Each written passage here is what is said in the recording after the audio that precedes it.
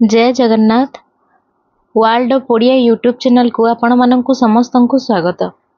आज आमे ओडिया भाषार संज्ञा स्वरूप विषय रे आलोचना करिबा। भाषा हेउची मानव जातिर एक विशिष्ट उद्भावन। व्यापक चिंता शक्तिर अधिकारी हेबा फलरे मानव एही भाषार आविष्कार करि पारिछि। चिंता शक्ति और भाषा ताहार दुईटी मौलिक संपद, जहाकू ताहा अन्य प्राणी मानक ठारू स्वतंत्र स्थान प्रदान करिछि। भाषा शब्दर व्युत्पत्तिगत अर्थ कौन आसंतु बुझिबा। संस्कृत भाष धातुरे आ प्रत्यय युक्त हेले भाषा शब्दर व्युत्पत्ति घटे, जहार अर्थ हेउछि व्यक्त बाणी। भाष्यते व्यक्त वाग्रूपेण अभिव्यज्यते इति भाषा, अर्थात व्यक्त वाक माने बाणी रूपरे जहार अभिव्यक्ति घटी थाए ताहाकू भाषा बोली कुहा जाए। सांकेतिक ध्वनिव्राताः सा भाषेत्युच्यते बुद्धे। एही संज्ञारे भाषार चारोटी लक्षण स्पष्ट करि दिया जाइअछि, यथा वाक्कू स्फुट करिबार शक्ति, भावकू अभिव्यक्त करिबार सामर्थ्य, वाग्यंत्ररू उच्चारित ध्वनि समूह ओ एगुड़िकर सांकेतिकता। भाषार परिभाषा। भाषा शब्दर ग्रीक प्रतिशब्द हेउछि लोगस एवं इंग्राजी प्रतिशब्द हेउछि लैंग्वेज। ग्रीक लोगस शब्दर अर्थ हेउछि चिंता शक्ति और ज्ञान। तेणु भाषा मनुष्यर चिंता शक्ति और ज्ञान सहित संपर्कित बोली बहु प्राचीन कालरू ग्रीसर दार्शनिक और भाषा विज्ञानी माने उपलब्धि करि पारिथिले। मनुष्यर मौलिक चिंतन और विकसित ज्ञानर परिप्रकाश लगी भाषा ही हेउछि श्रेष्ठ माध्यम। इंग्राजी शब्द लैंग्वेज लाटिन शब्द लिंगुआ सहित संपृक्त। लिंगुआर अर्थ हेउछि जिह्वा। जिह्वा हेउछि ध्वनि उत्पादनक्षम मनुष्यर वाग्यंत्रर श्रेष्ठ अंश। तेणु लैंग्वेज शब्द सूचित करिथाए जे भाषार सृष्टि मूलरे मनुष्यर वाग्यंत्रर प्रधान भूमिका अनस्वीकार्य। एहिभଳି भावरे भाषा चिंता शक्ति और ध्वनि उत्पादनक्षम वाग्यंत्र सहित संपृक्त। भाषा सृष्टिर मौलिक उत्स बा आधार हेउछि मनुष्यर चिंता केंद्र बा मन। प्राणी मानकर मध्यरे मनुष्यर चिंता शक्ति व्यापकतम। मनुष्य शब्द सहित संस्कृत मन धातु अर्थात चिंता करिबार संपर्क रहिछि। सेही भଳି इंग्राजी मैन अर्थात मनुष्य शब्द सहित मैन अर्थात टू थिंक धातुर संपर्क रहिछि। तेणु भाषाविद डॉक्टर तारापोरवाल यथार्थरे कहिचंती the word man is from man means to think. भाषा शब्दर व्यापक और निर्दिष्ट अर्थ। भाषा शब्दटी व्यापक और निर्दिष्ट अर्थरे व्यवहृत होइथाए। व्यापक अर्थरे प्राणीर भाव विनिमय पाई व्यवहृत जे कोनोसी अंगाभंगी इंगित कंठध्वनि एपरिकी नीरवता मध्य भाषार अंगीभूत होई पारे। निर्दिष्ट अर्थरे यह केवल मनुष्यर वाक्यंत्रु उच्चारित ध्वनि प्रतीक मानकर निर्दिष्ट व्यवस्था मनुष्यर मनन चिंतन आदिर परिप्रकाश और समाजर अन्य मनुष्य मानकर सहित एहार होइथाय विनिमय। भाषा विज्ञान क्षेत्र में भाषा शब्द एही द्वितीय निर्दिष्ट अर्थरे ही प्रचलित। तेणु भाषा हेउची मानव जातिर चिंता शक्ति भावना अभिव्यक्ति और उपलब्धिर एक अनुबंध। भाषा संपर्कीय केतेक मौलिक तत्व संधान करा जाई पारे। सेही मौलिक तत्व गुड़िक हेला एक एहा मानविक केवल मानव एहार अधिकारी। दुई यह मानवर चिंता केन्द्र प्रसूत स्व अभिव्यक्ति। तीन यह मानवर उच्चारणक्षम विभिन्न अवयवरु उच्चारित ध्वनि समष्टि तेणु यह बाचिक बा भोकाल। चारि विभिन्न बाग अवयवर विभिन्न प्रयत्न द्वारा एही ध्वनि समूह उच्चारित। एही ध्वनि समष्टि हेउची चिंता केन्द्र रे संजात चेतनार प्रतीक समष्टि अर्थात यह चेतनार प्रतिनिधित्व करे। 6 एही ध्वनि प्रतीक गुड़िक अव्यवस्थित न होई व्यवस्थित बा सिस्टमेटिक अर्थात यह निर्दिष्ट नियम रे सज्जित। 7 एही ध्वनि समष्टि अर्थयुक्त तेबे एही अर्थ गुड़िक यादृच्छिक और परंपरा क्रमे समाज द्वारा स्वीकृत। कौनसी ध्वनि प्रतीक समष्टि रे अर्थर परिवर्तन होई पारे ओ एही परिवर्तन कालक्रमे समाज द्वारा स्वीकृत होई थाए। 8 यह समाज रे बा व्यक्ति वर्ग मध्य रे प्रचलित। एक समाज रे प्रचलित भाषा अन्य एक व्यक्ति बा व्यक्ति वर्गर निकटरे अबोध्य बा दुर्बोध्य होई पारे। तेबे एक समाजर व्यक्ति बा व्यक्ति वर्ग अन्य समाजर भाषा शिखितिले ताहा बुझिबा कष्टकर होई न थाए। 9 यह सहजात नुहे परंपरा द्वारा अनुप्रेरित। 10 यह मुक्त प्रसारणशील और विवर्तनशील। 11 यह संरचनात्मक जटिल। 12 यह वक्ता मानकर चिंताधारा को श्रोता बा श्रोता मानक निकटरे पहुंचाई दिए अर्थात यह सामाजिक भाव बा चिंताधारार एक साधन बा माध्यम।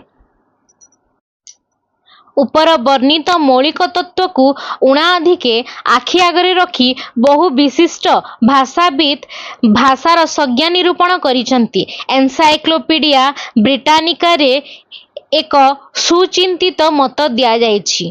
एही मत गुड़िक बा संज्ञा गुड़िक मु आपनकु स्क्रीन उपरे देई देबी आपण याकू लिखि परिबे। तेबे केवल अरिस्टोटलकर संज्ञा को मु एठारे आलोचना करूची। अरिस्टोटल मतरे speech is the representation of experience of the mind एवं प्राचीन भारतर पाणिनिक अनुसारे भाषा व्यक्तयां बाची। आधुनिक भारतर भाषाविद माने मध्य अनुरूप संज्ञा निरूपण करिसंती यथा गोलक बिहारी धळंकर संज्ञा को आमे एठी आलोचना करिबा। भाषा मनुष्यर मुख निसृत ध्वनि मानकर एक नियमाबद्ध पद्धति जहा साहाय्य एक भाषा समुदायर अंतर्गत समस्त व्यक्ति आपणा आपणा मध्यरे वार्ता विनिमय करी सामाजिक जीवन यापन करती। भाषा केतेक ध्वनि परंपरा व्यतिरेक अन्य किछि नुहे। एही ध्वनि मानकर सृष्टि पाई वाग्यंत्रर व्यवहार अंश नाना भावरे व्यवहृत होइथाय। अन्य समस्त शिक्षाविद बा प्राचीन भारतीय व्याकरणकार मानकर बा आधुनिक भारतीय भाषाविद मानकर पाश्चात्य भाषाविद मानकर संज्ञा गुड़िक मु आपनकु स्क्रीन रे दे देबी आपण ताकू लिखि परिबे। तेबे आसंतु भाषार स्वरूप विषय रे आलोचना करिबा। भाषार स्वरूप आलोचना बेले एहार चारोटी दिग प्रति दृष्टि देबाकू पड़िथाए, यथा विभिन्न लक्षण, विभिन्न प्रवृत्ति, विभिन्न रूप एवं शेषरे विभिन्न श्रेणी बा विभाग।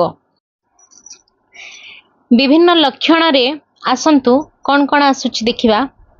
विभिन्न लक्षण मानवर भाषा रे एपरि केतेक निर्दिष्ट बा विशिष्ट लक्षण लक्ष्य करने मिले जहा मानवेतर प्राणी मानकर ध्वनि रे आद्य संभव नुहे। प्रोफेसर रॉबर्ट ए हल ओ सीएफ हॉकेट मानवर और मानवेतर प्राणी मानकर तुलनात्मक अध्ययन काल रे मनुष्य भाषार विशिष्ट लक्षण गुड़िकर संधान करथिले। प्रोफेसर हल तांकर इंट्रोडक्टरी लिंग्विस्टिक्स ग्रंथ रे ए संपर्क रे सूक्ष्म आलोचना करिसंती एवं हॉकेट तांकर 7 कैरेक्टरिस्टिक ऑफ ह्यूमन लैंग्वेज ग्रंथ रे एहार गवेषणात्मक आलोचना करिसंती। भाषार सप्त लक्षण एहार स्वरूप विश्लेषण रे विशेष सहायक होइथाय।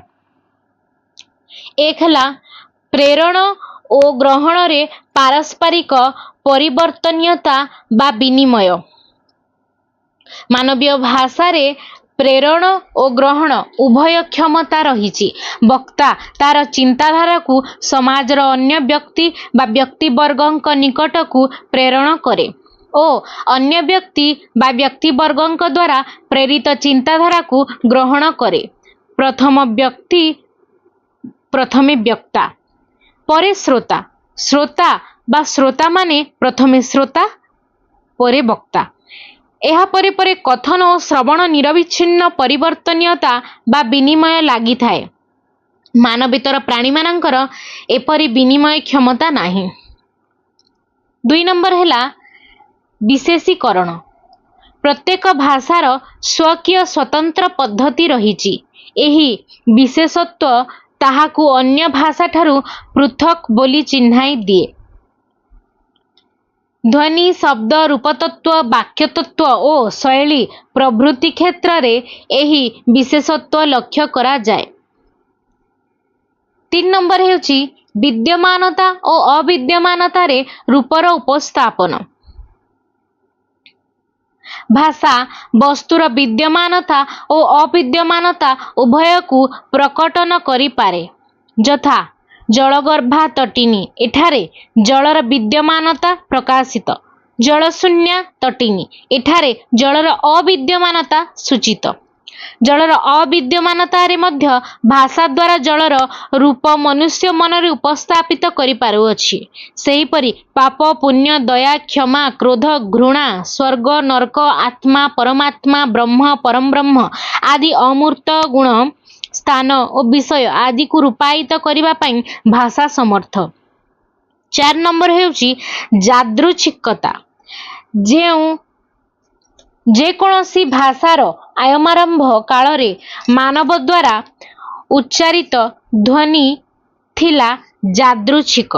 तेणु भिन्न भिन्न भाषा रे भिन्न भिन्न ध्वनि रहिछि। संस्कृत भाषा रे अ आ हर्षई दीर्घई हर्षौ दीर्घौ इत्यादि स्वर ध्वनि ओ क ग घ व च छ ज झ ञ आदि व्यंजन ध्वनि थिबा बेले इंग्राजी भाषा रे ए ई आई ओ यू स्वर ध्वनि और A B C D F G H I J K L M N आदि व्यंजन ध्वनि रहिछि। भाषा रे ध्वनि बा ध्वनि समूहर अर्थ मध्य यादृच्छिकता। तेणु ए प्रकार ध्वनि समष्टि गोटिए भाषा रे गोटिए निर्दिष्ट अर्थ बहन कला बेले अन्य गोटिए भाषा रे अन्य गोटिए निर्दिष्ट अर्थ बहन करे। अर्थात संस्कृत गो अर्थ धेनु किंतु इंग्राजी गो अर्थ जीवा। आरबिक बेस अर्थात भल परिमाणर इंग्राजी बेस अर्थ भित्ति। 5 नंबर हेउची द्वैतता। प्रत्येक भाषा रे निश्चित भाव रे ध्वनि समष्टिर 2टी तत्व अछि अर्थात अर्थतत्व और संबंध तत्व ध्वनि समष्टि निर्दिष्ट रीति रे सज्जित होई एकत्र उच्चारित हेले ओ कौनसी अर्थ प्रकाश कले शब्द रे परिणत हुए किंतु केवल शब्द द्वारा वाक्य गठित होई परिबो नाही तेणु भाषार सृष्टि होई परिबो नाही वाक्य गठन पाई शब्द पदरे परिणत हेबा आवश्यक बाह्य दृष्टि रे शब्द और पद अभिन्न मने हेले हे शब्द और पद मध्य रे स्पष्ट पार्थक्य रहिछि शब्द समान अर्थतत्व युक्त शून्य किंतु पद समान अर्थतत्व युक्त संबंध तत्व संस्कृत भाषा रे मूल रूप को कुहा जाए प्रकृति बा प्रातिपदिक एवं संबंध तत्व संबंध स्थापन पाई शब्द रे जोग करा जाउथवा तत्व को कुहा जाए प्रत्यय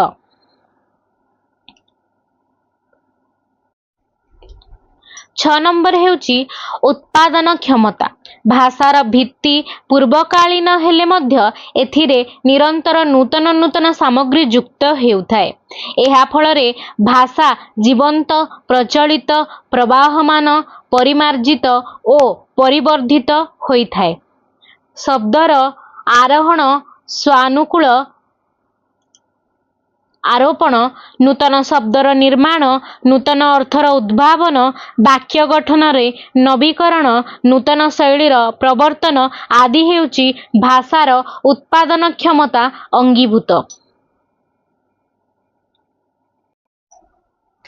7 नंबर हेउची सांस्कृतिक संप्रेषण बा प्रवाहन भाषा उत्तराधिकारी सूत्र नुहे अनुकरण और शिक्षा द्वारा एक व्यक्ति ठारू अन्य व्यक्ति बा व्यक्ति वर्ग पर्यंत परंपरा क्रमे प्रवाहित होइथाए शैशवरे प्रत्येक मनीष तार गुरुजन बा समकालीन व्यक्ति मानंकु अनुकरण करी भाषा शिक्षा करिथाए ओ सेही सूत्र रे ता ठारू अन्य माने भाषा शिक्षा करिथांती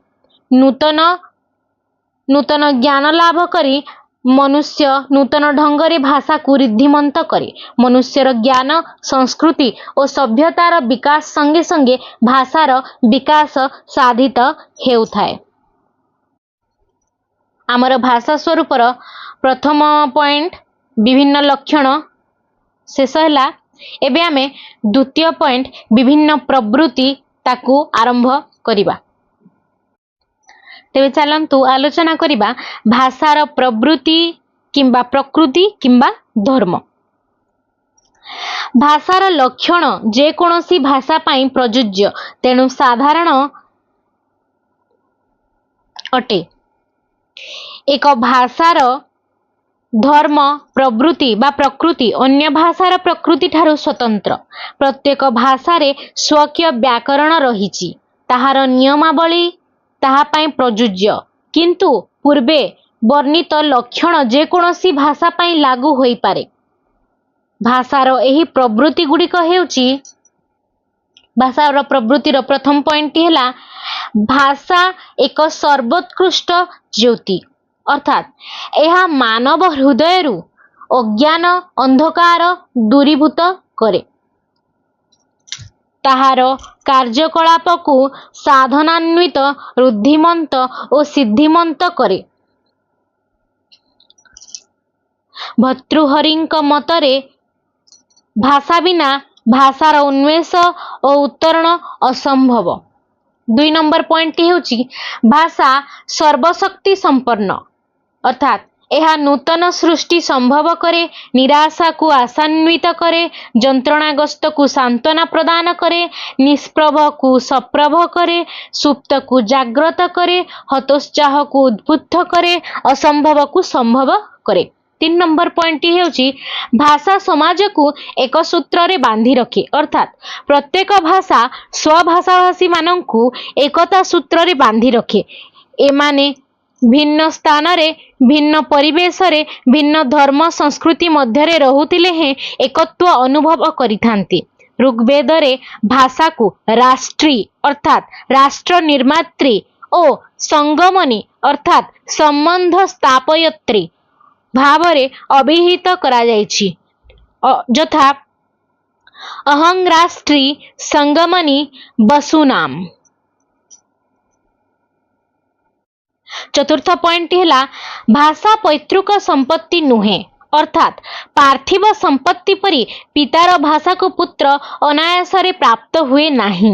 ଏକ ଓଡ଼ିଆ ଶିଶୁ ଯଦି କୋମଳ ଶୈଶବାବସ୍ଥାରେ ଇଂଲଣ୍ଡକୁ ପ୍ରେରିତ ହୁଏ ଓ ସେଠାରେ ସମଗ୍ର ଜୀବନ ସେଠାର ସାମାଜିକ ପରିବେଶରେ ଅତିବାହିତ କରେ, ତେବେ ସେ ତାର ପୈତୃକ ଭାଷା ଓଡ଼ିଆ ନ କହି ଇଂରାଜୀ ଭାଷା ହିଁ କହିବ।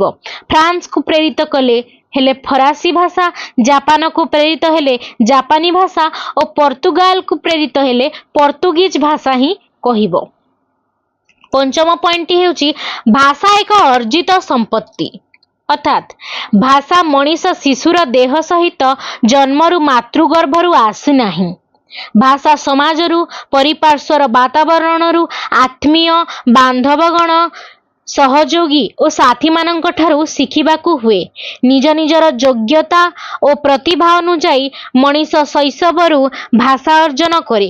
ଗୋଟିଏ ଗୋଟିଏ ଶବ୍ଦକୁ ସେ ବାରମ୍ବାର ଶିଖେ, ବୁଝେ ଓ କହେ। ଗୋଟିଏ ପରେ ଗୋଟିଏ ଶବ୍ଦ ଅର୍ଜନ କରି ସେ ଶବ୍ଦର ପୁଞ୍ଜି ସୃଷ୍ଟି କରେ ଓ ଭାଷାର ଅଧିକାରୀ ହୁଏ। ଅଳ୍ପ ଅଳ୍ପ ପରିମାଣରୁ ଧନ ଯେପରି ବହୁଳ ପରିମାଣକୁ ବୃଦ୍ଧିପ୍ରାପ୍ତ ହୁଏ, ଅଳ୍ପ ଅଳ୍ପ ଶବ୍ଦରୁ ଭାଷା ସେହିପରି ବହୁଳ ପରିମାଣରେ ଅର୍ଜିତ ହୁଏ। ଏହି ଶବ୍ଦ ବିଭବ ବା ବାତାବରଣରୁ ଅର୍ଜନ କରେ।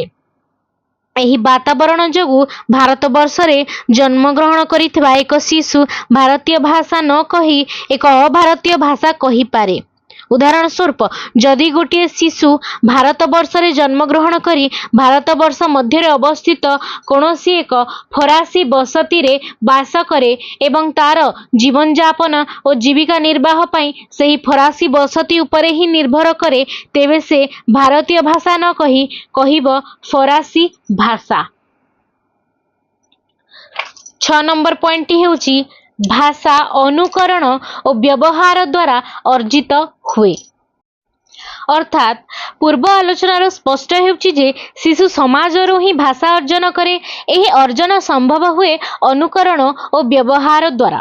ଶୈଶବରୁ ମଣିଷ ମାତା, ପିତା ପ୍ରଭୃତି ଆତ୍ମୀୟ ସ୍ୱଜନଙ୍କ ଦ୍ୱାରା ଉଚ୍ଚାରିତ ଶବ୍ଦଗୁଡ଼ିକୁ ଶୁଣେ ଓ ସେଗୁଡ଼ିକୁ ଅନୁକରଣ କରିବାକୁ ଚେଷ୍ଟା କରେ। ପ୍ରଥମେ ପ୍ରଥମେ ଏଗୁଡ଼ିକ ତାର ଦ୍ୱାରା ଅଶୁଦ୍ଧ ଓ ଅସ୍ପଷ୍ଟ ଭାବରେ ଉଚ୍ଚାରିତ ହୁଏ। ଧୀରେ ଧୀରେ ଅଧିକରୁ ଅଧିକ ବ୍ୟବହାର କରିବା ଦ୍ୱାରା ସେ ଏଗୁଡ଼ିକୁ ଶୁଦ୍ଧ ଓ ସ୍ପଷ୍ଟ ଭାବରେ ଉଚ୍ଚାରଣ କରିବାକୁ ସମର୍ଥ ହୁଏ। କ୍ରମଶଃ ଏଭଳି ନିର୍ଭୁଲ ବ୍ୟବହାର ଦ୍ୱାରା ସେ ଭାଷାର ଅଧିକାରୀ ହୁଏ। 7 ନମ୍ବର ପଏଣ୍ଟଟି ହେଉଛି ଭାଷା ଏକ ସାମାଜିକ ବସ୍ତୁ। ମଣିଷ ସମାଜରେ ବଢ଼େ ଓ ସେହି ସମାଜରୁ ହିଁ ଭାଷା ଶିକ୍ଷା କରେ। ସମାଜରୁ ସେ ବେଶଭୂଷା, ଚାଲିଚଳଣି, ଖାଦ୍ୟପେୟ ଓ ହାବଭାବ ଶିକ୍ଷା କରେ। ମା ଶିଶୁର ନିକଟତମ ସମ୍ପର୍କରେ ଆସୁଥିବାରୁ ସ୍ତନ୍ୟପାନ ଶିକ୍ଷା ଦେବା ସହିତ ଭାଷାକୁ ଶିକ୍ଷା ଦିଏ। କ୍ରମଶଃ ପରିବାରର ଅନ୍ୟ ଜ୍ଞାତି ସ୍ୱଜନ, ସମାଜର ସମବୟସ୍କ ସାଥୀ ଓ ଗୁରୁଜନମାନଙ୍କ ଠାରୁ ଶିଶୁ ପ୍ରତିଦିନ କିଛି ନୂଆ ନୂଆ ଶବ୍ଦ ଶୁଣେ ଓ ସମାଜର ବ୍ୟକ୍ତିବିଶେଷଙ୍କ ସହିତ ସେସବୁର ବ୍ୟବହାର କରେ। ଭାଷା ତତ୍ସମ୍ପୃକ୍ତ ସମାଜର ବ୍ୟକ୍ତିବର୍ଗ ଦ୍ୱାରା ସେମାନଙ୍କ ପାଇଁ ସୃଷ୍ଟି ହୋଇଥାଏ ଓ ତାହା ସେମାନଙ୍କର ଭାଷା ଭାବରେ ବିବେଚିତ ହୋଇଥାଏ। ତେଣୁ ଭାଷା ତା ସମାଜ ଦ୍ୱାରା, ତା ସମାଜ ପାଇଁ ଓ ସମାଜର। 8 ନମ୍ବର ପଏଣ୍ଟଟି ହେଉଛି ଭାଷା ପରମ୍ପରାଗତ। ଭାଷା ପରମ୍ପରା କ୍ରମେ ପ୍ରଚଳିତ ହୋଇଥାଏ। ମନୁଷ୍ୟ ପ୍ରପିତାମହ, ପିତାମହ, ପିତୃ ପରମ୍ପରା ଅର୍ଥାତ୍ ବଂଶ ପରମ୍ପରା ଅନୁଯାୟୀ ଭାଷା ଶିକ୍ଷା କରେ। ସମାଜର ପ୍ରବାହ କ୍ରମେ ଭାଷା ବିଞ୍ଚି ବିକାଶ ପ୍ରାପ୍ତ ହୋଇଥାଏ। ସଂସ୍କୃତ ଭାଷା ସହସ୍ର ସହସ୍ର ବର୍ଷ ଧରି ପରମ୍ପରା କ୍ରମେ ପ୍ରଚଳିତ ହୋଇ ଆସୁଅଛି। ଓଡ଼ିଆ, ହିନ୍ଦୀ, ମରାଠୀ, ବଙ୍ଗାଳୀ, ଗୁଜରାଟୀ, ପଞ୍ଜାବୀ ପ୍ରଭୃତି ଭାଷା ମଧ୍ୟ ପରମ୍ପରା କ୍ରମେ ଗଡ଼ି ଆସୁଅଛି। ଶିଶୁ ଭାଷା ଶିଖି ସାରିବା ପରେ ଜୀବନସାରା ତାହାର ଉପଯୋଗ କରେ ଓ ନିଜର ସନ୍ତାନମାନଙ୍କୁ ଶିକ୍ଷା ଦିଏ। 9 ନମ୍ବର ପଏଣ୍ଟଟି ହେଉଛି ପୁରାତନକୁ ପରିହାର କରି ନୂତନ ଗ୍ରହଣ କରେ। अर्थात भाषा परंपरागत हेले मध्य अनेक समय जो शब्द जीर्णशीर्ण दुर्बल और अरुचिकर विवेचित हुए ताहाकु त्याग करे एहीपरि शब्द को कहा जाए अप्रचलित भाषा।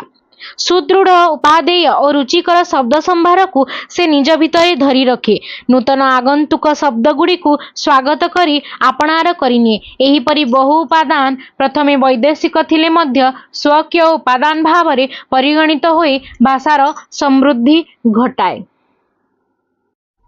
10 नंबर पॉइंट हेउची भाषा चिर परिवर्तनशील। तुषारपुष्ट नदी जेपरी अखंड धरारे प्रवाहित हेला बेले गतिपथ परिवर्तन करे भाषा सेहीपरि निरवच्छिन्न भावरे प्रचलित होई तार स्वरूप परिवर्तन करी चली थाए। भौतिक बा भौगोलिक वातावरण जातीय सम्मेलन सांस्कृतिक प्रवाह जातिर मानसिक स्तर सामाजिक व्यवस्था विज्ञानर अग्रगति वाणिज्य संसर्ग लिपिदोष उच्चारण रे अशक्ति स्वरजंत्र रे विकार अस्पष्ट उच्चारण अशुद्ध उच्चारण असावधानता अनुकरण रे अपूर्णता प्रभृति विभिन्न कारणरू भाषा रे परिवर्तन लागि रही थाए। एही कारणरू वैदिक संस्कृतरू संस्कृत संस्कृतरू पाली पालीरू प्राकृत और प्राकृतरू अपभ्रंश और अपभ्रंशरू बहु आधुनिक भारतीय आर्य भाषा रे सृष्टि होइअछि। 11 नंबर पॉइंट हेला शिक्षा भौगोलिक सीमा द्वारा नियंत्रित। प्रत्येक भाषार एक स्वकीय भौगोलिक सीमा रही। एही सीमा भितरर क्षेत्र ही एही भाषार वास्तव क्षेत्र। एही सीमार बाहरे भाषार न्यूनाधिक परिमाण रे परिवर्तन लक्ष्य करा जाए। एपरिकी पूर्णतः एक नूतन भाषार सीमा आरंभ होई जाए। ओडिशार पूर्वांचलीय भौगोलिक सीमा भितरे प्रचलित ओडिया भाषा और पश्चिमांचलीय भौगोलिक सीमा भितरे प्रचलित ओडिया भाषा केतेक परिमाण रे पृथक। एही सीमा बाहरे मध्य प्रदेश और बिहार रे ओडिया भाषा ठारू भिन्न भाषा प्रचलित। सेहीपरि हिंदी विभिन्न भौगोलिक सीमा मध्य रे व्यवहृत होई ब्रज अवधि भोजपुरी आदि भाषा रे परिणत होइअछि। एगुड़िक हिंदीर अंतर्भुक्त भाषा किंतु हिंदीर स्थूल भौगोलिक सीमा बाहरे भिन्न भिन्न भौगोलिक सीमा रे प्रचलित ओडिया बंगाली मराठी गुजराती प्रभृति भाषा गुड़िक हिंदी ठारू उल्लेखयोग्य भावरे भिन्न। भाषार प्रवृत्ति र पॉइंट्स गुड़िक एठारे शेष हैला। एबे आमे भाषार स्वरूपर तृतीय पॉइंट विभिन्न रूप विषय आलोचना करिबा। तेबे आसंतु भाषार विभिन्न रूप विषय आलोचना करिबा। भाषार रूपभेद मुख्यतः चारोटी आधार उपरे निर्भर करे यथा इतिहास भूगोल प्रयोग और निर्माता। 1 इतिहास आधारित रूप। यह हेउची समय आधारित रूपभेद। समयक्रमे एक भाषा अन्य भाषा रूप धारण करी अन्य नाम रे परिचित हुए तहिरु पुणी अन्य एक रूप अन्य नाम रे उद्भव लाभ करे। उदाहरण स्वरूप वैदिक संस्कृत मोटामोटी भावरे ख्रीष्टपूर्व 1500 रु ख्रीष्टपूर्व 800 पर्यंत प्रचलित थिला। ख्रीष्टपूर्व 800 रु ख्रीष्टपूर्व 500 मध्यरे ताहार रूप बदली गला ओ तार नाम हैला लौकिक संस्कृत। ख्रीष्टपूर्व 500 रु ख्रीष्टपूर्व 200 मध्यरे ताहार रूप बदली पाली भाषा भावरे अभिहित हैला। सेही परि समयक्रमे एही रूप बदली बदली भिन्न भिन्न नाम रे परिचित होइअछि यथा प्राकृत ख्रीष्टपूर्व 200 रु ख्रीष्टाब्द 500 अपभ्रंश ख्रीष्टाब्द 500 रु ख्रीष्टाब्द 1000 आधुनिक भाषा आर्य भाषा समूह ख्रीष्टाब्द 1000 रु परवर्ती समय। द्वितीय पॉइंट हैला भूगोल आधारित रूप। भौगोलिक कारण जोगु भाषार रूप परिवर्तित हो जाए ओ विभिन्न रूप विभिन्न नाम रे नामित हुए यथा प्राकृत भाषार विभिन्न रूप महाराष्ट्री सौरसेनी मागधी पैसाची और अर्धमागधी। आधुनिक भारतीय आर्य भाषार विभिन्न रूप ओडिया बंगला आसामी पंजाबी गुजराती मराठी इत्यादि। तृतीय पॉइंट है प्रयोग आधारित रूप। कर्तार स्तर, जाति, धर्म, स्थान, गोष्ठी आदि भित्ति रे भाषार विभिन्न रूप लक्ष्य करा जाए। प्रयोग आधार को तीन मुख्य उप आधार रे विभक्त करा जाई पारे, यथा प्रयोगर क्षेत्र, साधुत्व, भाषा साधु कि असाधु तार विचार तत्व और प्रचलन जीवित कि मृत। एही सबु आधार को भित्ति करी गढ़ी उठे भाषार विविध रूप, यथा साहित्यिक भाषा, लौकिक भाषा, व्यावसायिक भाषा, प्रामाणिक भाषा, गुप्त भाषा, अपभाषा, साधु भाषा, असाधु भाषा, शुद्ध भाषा, विकृत भाषा, देशीय भाषा, वैदेशिक भाषा, मृत भाषा, जीवित भाषा, ग्राम्य भाषा, शहरी भाषा, इस्लाम भाषा, जावनिक भाषा, किरस्तान बा ख्रिस्टियान भाषा इत्यादि। चतुर्थ पॉइंट है निर्माता आधारित रूप।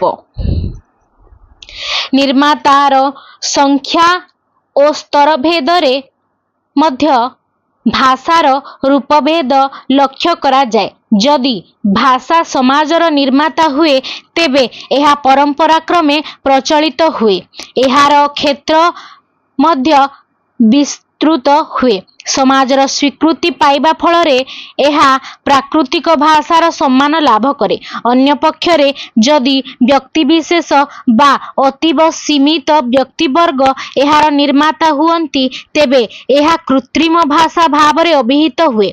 पुणी निर्मातार शिक्षा दीक्षा रुचिरीति अनुजाई भाषार रूप बदली जाए। फलरे भाषा निर्मातार नाम बा अर्जित ज्ञानर शाखा भित्तिरे नामित होई जाए, यथा सारला दासंकर भाषा, बलराम दासंक भाषा, भंजीय भाषा, राधानाथीय भाषा, फकीर मोहनीय भाषा, वैज्ञानिक भाषा, दार्शनिक भाषा, मास्ट्रिय भाषा और किलिया भाषा इत्यादि।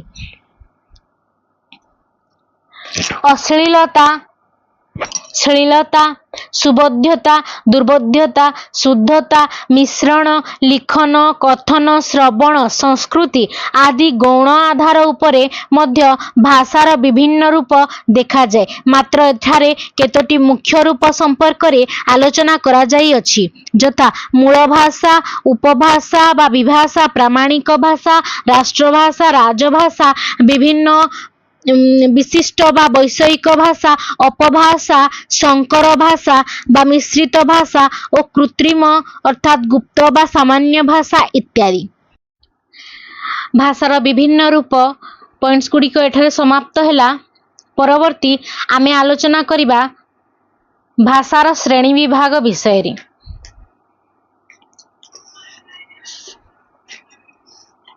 भाषार स्वरूपर चतुर्थ पॉइंट विभिन्न श्रेणी विभाग, भाषार विभिन्न श्रेणी विभाग विषय आमे आलोचना करिबा। एई पॉइंट्स टी बहुत लंबा होइतबारु एहाकू परवर्ती वीडियो रे मु अपलोड करिबी। यार परवर्ती वीडियो रे आमे भाषार श्रेणी विभाग विषय रे आलोचना करिबा। आज वीडियोटी एठी समाप्त करूची।